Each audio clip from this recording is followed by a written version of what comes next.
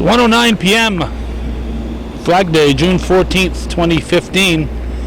Very, very brief little episode here on Hometown Cable.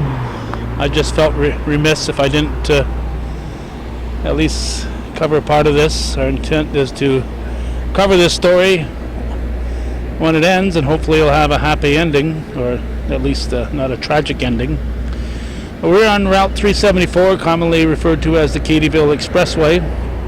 Our intent today on this June 14th was to be in Katyville for their 50th annual Katyville Fire Department Field Days, but they have been canceled.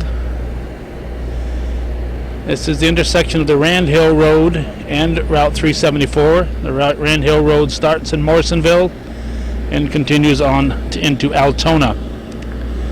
The reason for this roadblock, as just about everybody watching will know, is because of 8 days ago on June 6th, 2015, two escaped convicted killers, Richard Matt and David Sweat,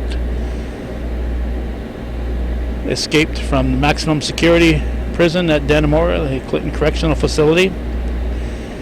And for the past several days, 4 or 5 days, the search is concentrated here in this area between here, Katyville, and the Dannemora area. News media has been overwhelming. National news media has been here. Of course, all our local stations. We see a CNN truck right there. They've probably been one of the leaders as far as covering this in the national spotlight. NBC, ABC, CBS, Fox News, they've all covered this along with our local stations that are all wanting to be here when this story comes to an end. A lot of repeat of the same things over and over again as they try to keep the viewers and the listeners informed. 8 days ago on June 6th, my wife Judy and I were traveling down this road, and I tuned into Wiry Radio just at the end of their 8:45 morning broadcast, and we discovered that there had been a prison break somewhere around this area, I believe it was, that we saw a roadblock. It extended well beyond that curve up there. I would guess close to a mile long. One thing that struck me about that was that the people pulling up to the back of that roadblock could very easily turn around. There was no police presence at the back of that roadblock, so anybody with ill intentions who's coming up around that bend and comes into a roadblock as far as the eye can see would just have turned around and headed in another direction. Another thing that struck me at that point was the fact that Route 3 was wide open. This was the only route at that point in time. This was approaching 9 a.m. on the 6th of June. They had learned a couple of hours prior to that the jailbreak had taken place. But Route 3 and all the other back roads were wide open. In fact, when we came back from Katyville, that's where we took Route 3, and we drove all the way to the end of it without any traffic stops or anything. So that kind of struck out. But I did want to just come here, get a little shot of this. This is just a small portion of the media that has been here covering this. For a day or so, many of the searchers here were in the Willsboro area. Story had it that they were seen in Willsboro, the escapees. That didn't pan out, and then the next day they were back here, and 800 or so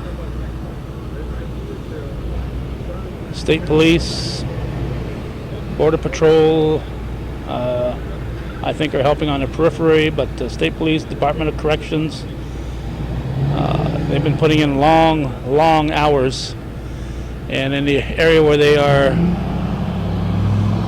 searching. The police personnel are out there around the clock in shifts, so it makes for a long day.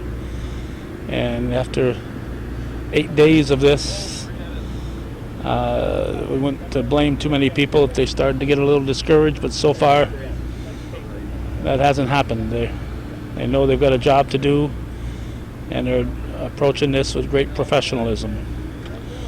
So we have to be somewhere in Altona for a little dedication that's going to take place in about 45 minutes. But we did want to get a little shot of this for our archives, just to show.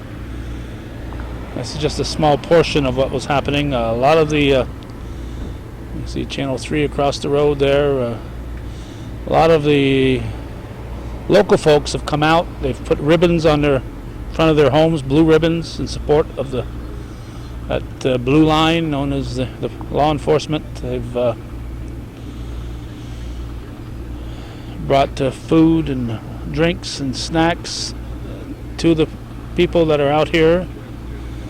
These are all well-paid professional people, but there's long days here, and I'm sure having access to food and snacks and beverages picks up their spirits, not just their stomach, but also to know that the folks care.